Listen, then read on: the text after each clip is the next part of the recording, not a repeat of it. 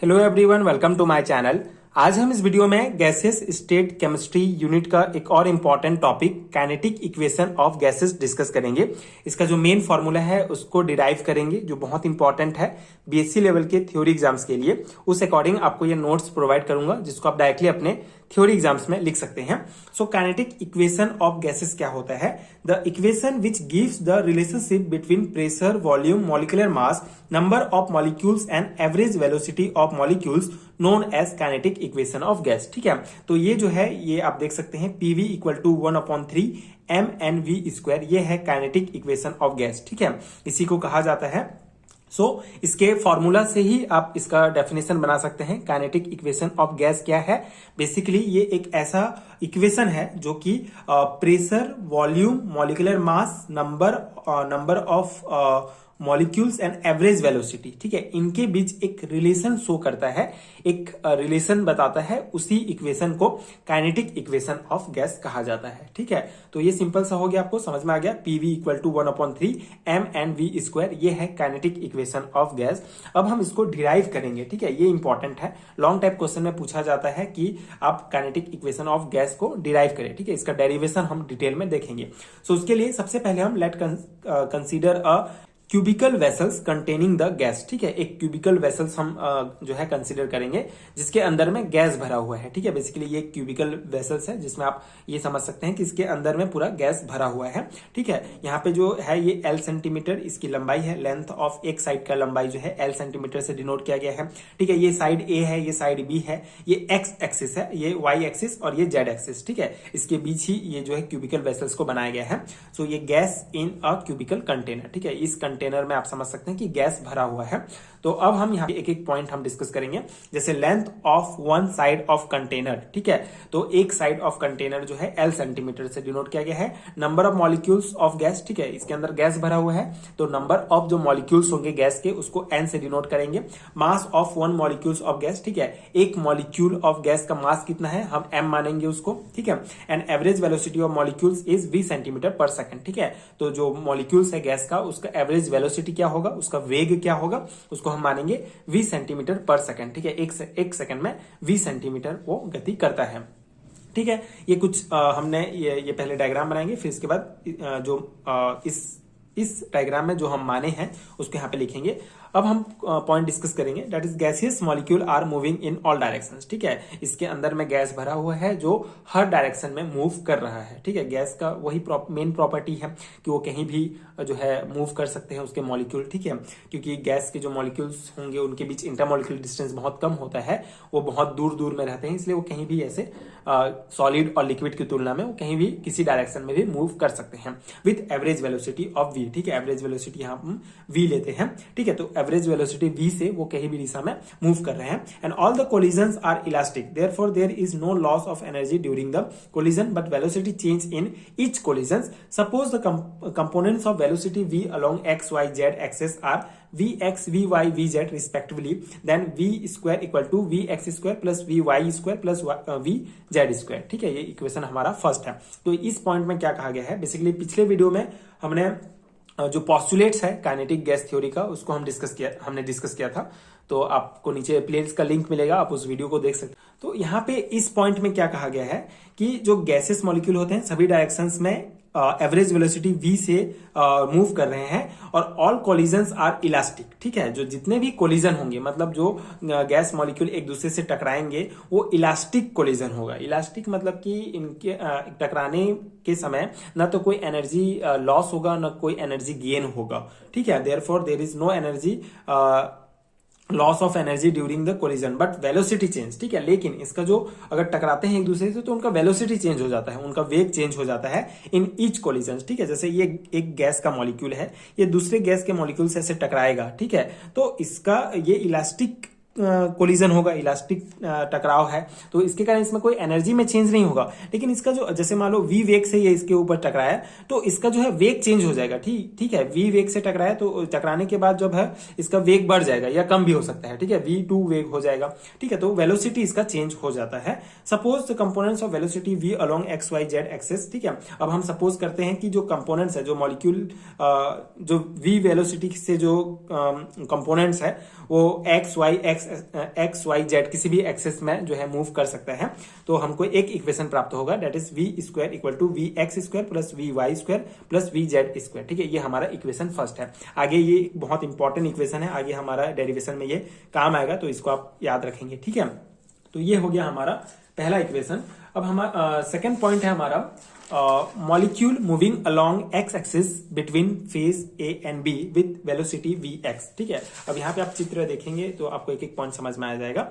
कोई भी एक मॉलिक्यूल हम कंसीडर करते हैं जो कि एक्स एक्सिस, ठीक है, ये एक्स एक्सिस के अलोंग में जो है फेस ए, ठीक है, ये फेस ए और ये फेस बी, ठीक है, मतलब एक दीवार से दूसरे दीवार में जो है मूव कर रहा है कौन, हमारा एक मॉलिक्यूल। ठीक है, तो उसका वेलोसिटी क्या है, वी एक्स हम मानते हैं। ठीक है, उसका वेलोसिटी हम वी एक्स मानते हैं। It will return after strike the face A with velocity minus V X. ठीक है, अब यहाँ पे जैसे ये यहाँ से गया वी एक्स में, अब यहाँ से टकरा के वापस आया, तो उसका जो वेलोसिटी है उसको हम मानेंगे माइनस वी एक्स। ठीक है, फेस यहाँ से एक मॉलिक्यूल गया वी एक्स वेग के साथ, अब ए दीवार से टकराया और फिर वापस आया, तो वापस आया तो उसको उसके वेलोसिटी को हम क्या मानेंगे, माइनस वी एक्स। ठीक है, momentum of molecules before its strike face, ठीक है, ए।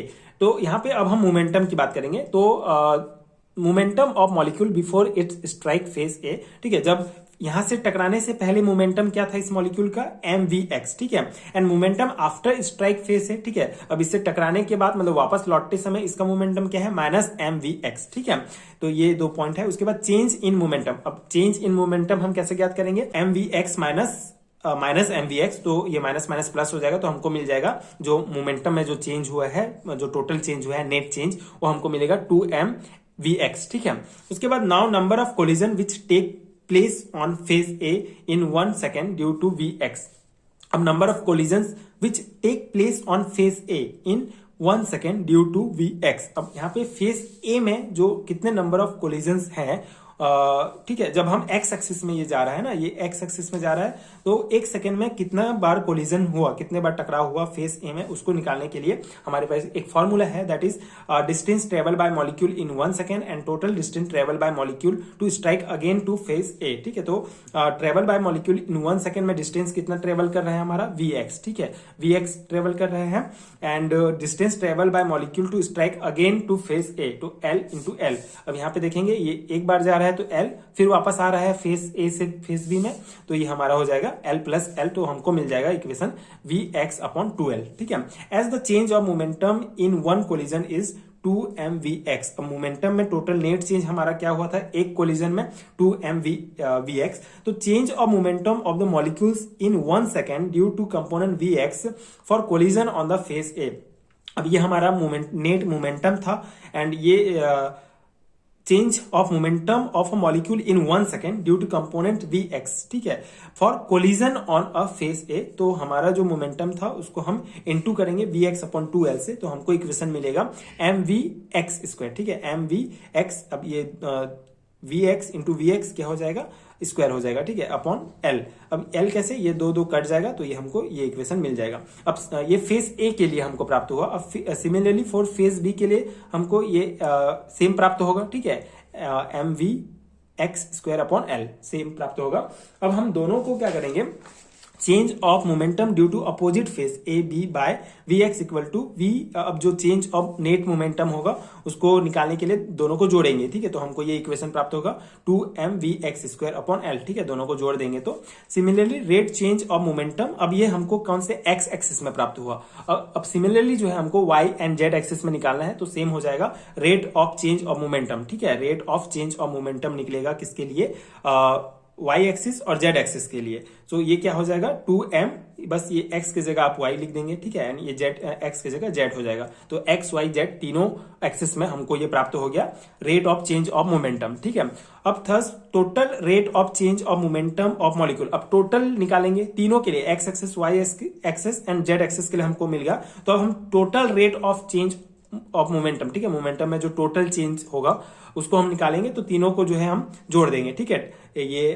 2mvx square upon L plus 2mvy square and 2mvz square. ठीक है, तीनों एक्सेस का जो हमको change of total change of momentum प्राप्त हुआ था उसको हम तीनों को जोड़ेंगे, तो हमको ये इक्वेशन प्राप्त होगा। ठीक, सिंपल सा मैथमेटिक्स है, ये हम एलसीएम लेंगे और इस प्रकार से हमारा निकलेगा। ठीक है, अब ये V X square plus V Y square plus V Z square, यहाँ अगर हम इक्वेशन नंबर फर्स्ट देखें जो मैंने पहले आपको बताया था, ये इक्वेशन नंबर फर्स्ट है, तो इन तीनों के जगह हम V2 लिख सकते हैं। ठीक है, इसके जगह V2, तो वही हमारा इक्वेशन आ जाएगा। इक्वेशन फर्स्ट यहाँ पे अप्लाई करेंगे तो 2mv स्क्वायर अपॉन एल हो जाएगा। Since the gaseous system contain n molecules so total change in momentum for all molecules. ठीक है, Since the gaseous system contain n molecules, so total change in momentum for all molecules। ठीक है, अब यहाँ पे हमने माना था कि जो नंबर ऑफ मॉलिक्यूल्स है इस गैसियस सिस्टम में, इस कंटेनर में, वो हमने n माना था, तो n है, इसीलिए हमारा क्या हो जाएगा, change in momentum for all molecules के लिए अगर हम चेंज इन मोमेंटम निकालेंगे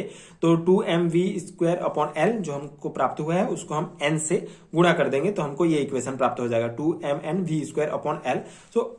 तो यहां पे क्या है, according to Newton second law change of momentum is 1 second. ठीक है, ये हमारा क्या है, 1 सेकेंड में जो मोमेंटम में चेंज होगा वो निकला हुआ है। ठीक है, तो according to Newton second law change of momentum in 1 second is equal to force. ठीक है, ये फोर्स के बराबर होता है, तो इसको हम F इक्वल टू ये लिख सकते हैं 2mnv स्क्वायर अपॉन एल।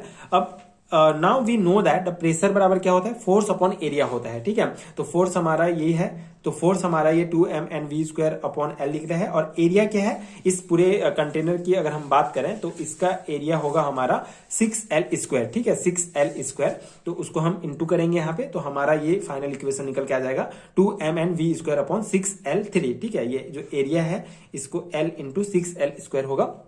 अब यहाँ पे जो है हमारा P equal to 2mnv square, अब यहाँ पे ये कटेगा हमारा 1 एंड ये 3 हो जाएगा, और यहाँ पे V जो है, V is the volume of container, V equal to L3।